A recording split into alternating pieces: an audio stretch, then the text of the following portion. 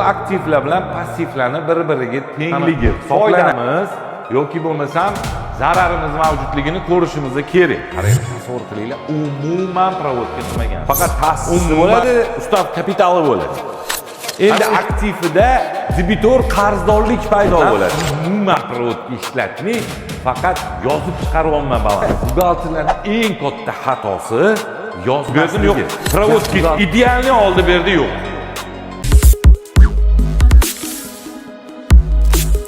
Chiqarsak bo'ladimi degan savol tug'iladi.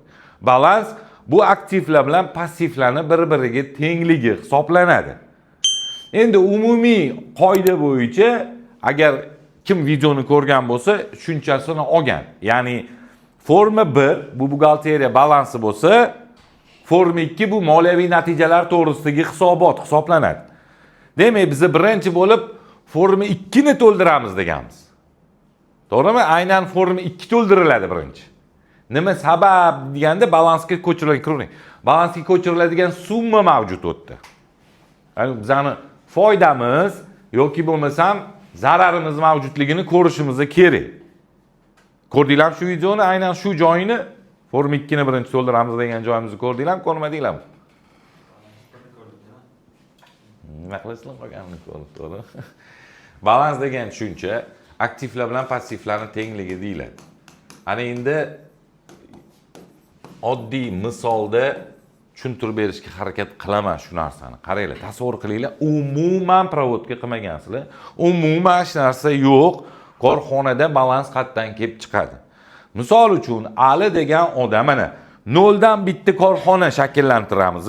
O'zi hamma korxona 0 bo'ladi, to'g'rimi? Aynan 0 paytida mana yangi ochilgan korxona o'zi toza bo'ladi-ku, hech narsasi bo'lmaydi uni. Faqat ta'sisi bo'ladi, ustav kapitali bo'ladi. Ana o'sha holatda misol uchun o bir narsa degan korxonani yoki o quyoshcha degan korxonani oladigan bo'lsa, hech narsasi yo'q. Endi u holatda kapitali bor, qog'ozni qaradik. Mana diqqat bilan eshitinglar. Qog'ozni qarayapmiz. Kapital yozilgan. Kapital qanaqa yozilgan? Misol, o'sha 950 million korxona qarz bo'ladi, to'g'rimi? Toki yopilgunga qadar o'sha 950 millionni qog'ozdagi summani.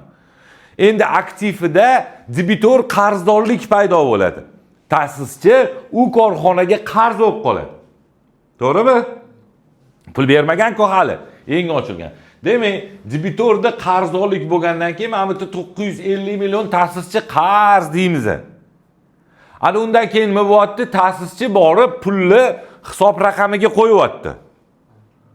O quyoshchi korxonasini. Ana endi ta'sischining qarzdorligi yo'qoladi-da, mana 950 millionni beryapti korxonaga. Korxonada pul ko'rinishidagi holat aks ettiriladi. Nech pul paydo bo'ladi shu yerda? 950 million. Umumiy hisobda balans ushab turibmiz. Balans ushab turganimizdan keyin qarab turinglar. Biz biror narsa xarid qildik.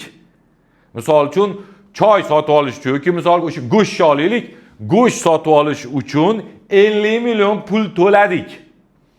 Hisob raqamimizda endi 950 million emasdi, 900 million qoldi. To'g'rimi? Lekin bizda nima paydo bo'ldi? Go'sht paydo bo'ldi.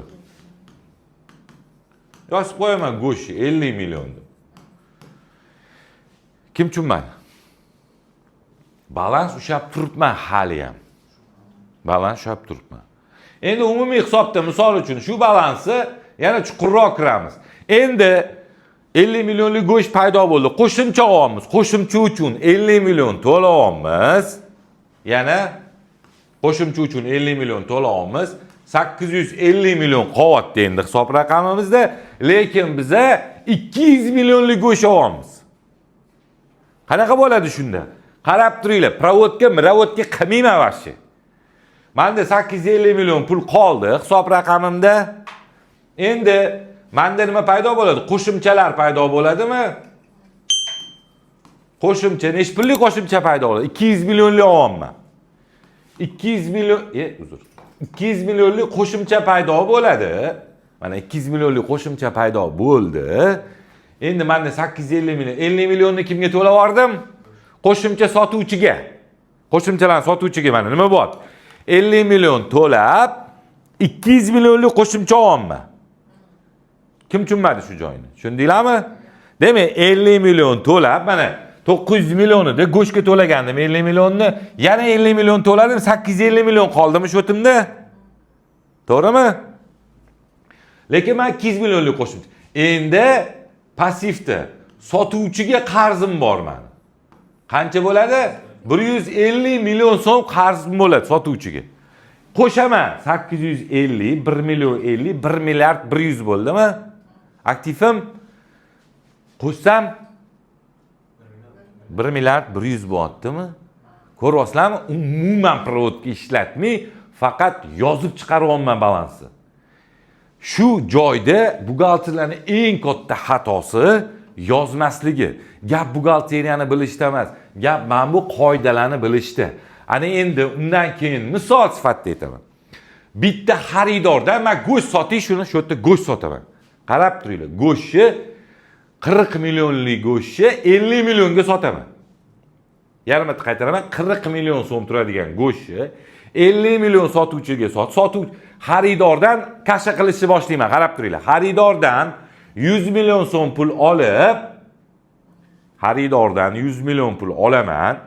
Ya'ni go'sht olmoqchi bo'lgan odamdan, o'sha odamdan 100 million pul olib, 50 millionlik go'sht beraman unga. 40 million turadigan go'shtimni 50 millionga beraman. Diqqat. Endi shu holatda menda mana bu 40 millionlik go'sht ketib, 10 millionlik go'sht qoladi, to'g'rimi? 10 millionlik go'shtim qoldi. Endi mana bu menga xaridor 100 million pul to'layapti. Qarab turinglar, xaridor 100 million pul to'layapti. Endi meni shu o'timda 850 million emasdi, 950 million bo'ldi, to'g'rimi?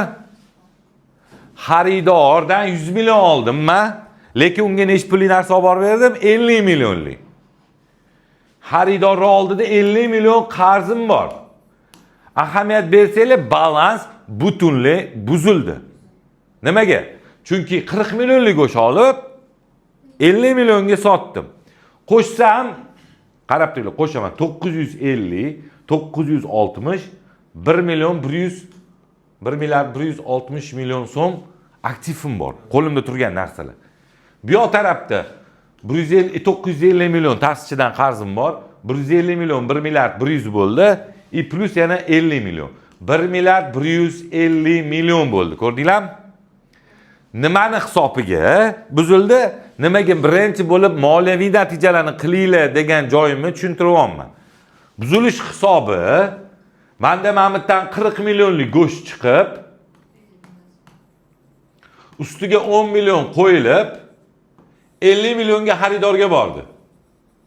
To'g'rimi? Mana shuni hisobiga, mana 10 million hisobiga buzildi. 10 million nimamiz bo'ladi korxonamizda? Foydasi bo'ladi, to'g'rimi? Foyda kimniki? Ta'sischiniki. Qo'rqmasdan gapiringlar, ta'sischiniki. To'g'rimi? Foyda ta'sischiga qarz bo'lib qoladi.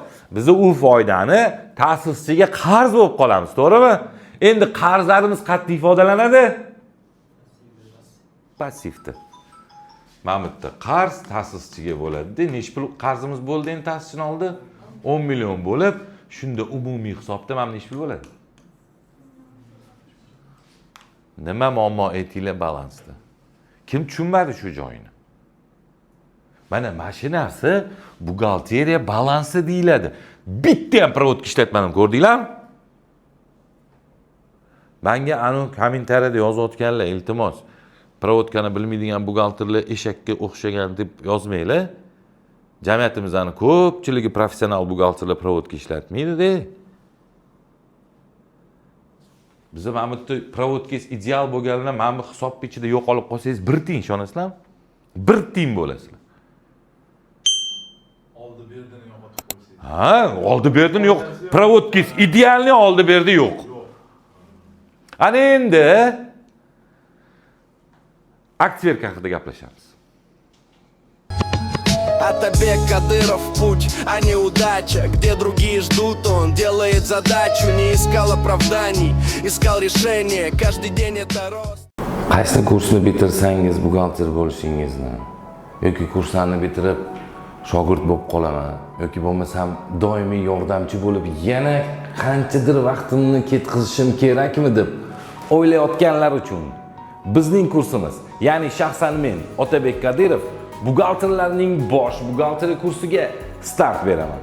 Kursimiz davomida siz umuman boshqa atmosfera, umuman boshqa buxgalteriya, siz hattoki tasavvur ham qila olmagan buxgalteriyani, siz umuman boshqacha qilib tasavvur qilgan fanni, tasavvur qilgan kasbni oddiy yo'nalishda haqiqiy bosh buxgalter bo'ladigan darajada o'rgatadigan kasb sifatida ko'rsatib beraman.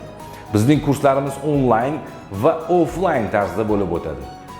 Albatta bu kurslarimizda siz ishlab chiqarish buxgalteriyasi bo'ladimi, xizmat ko'rsatish buxgalteriyasi bo'ladimi, savdo bo'ladi, magazin, apteka, qurilish, qaysi sohani buxgalteriyasi bo'lishidan qat'iy nazar, siz haqiqiy, aynan bosh buxgalter qanday bo'lishini bilib olish imkoniyatiga ega bo'lasiz. Quyida keltirilgan raqamlarga qo'ng'iroq qiling, yoziling.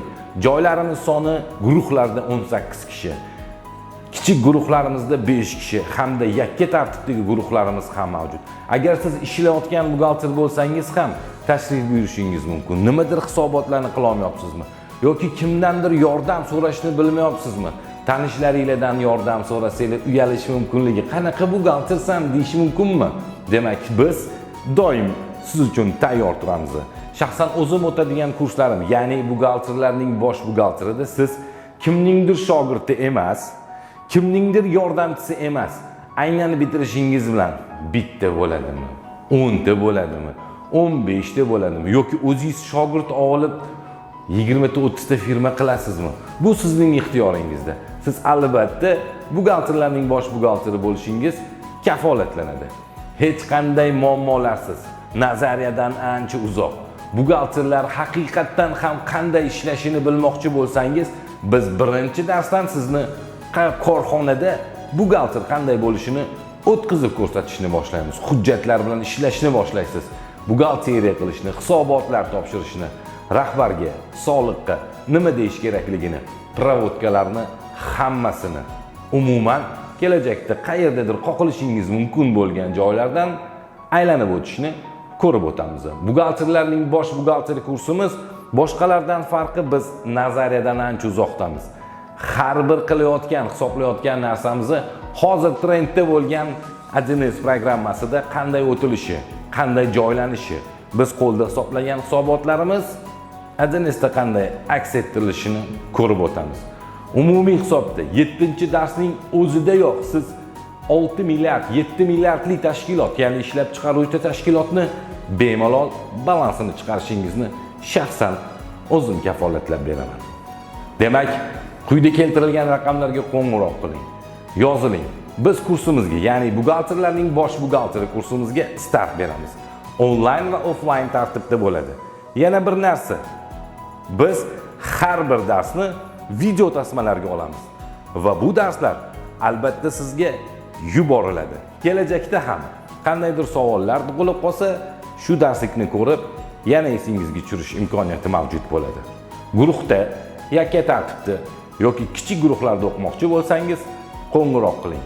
Siz albatta kelajakda eng zo'r buxgalterlarning eng zo'ri bo'lishingizga ishoning.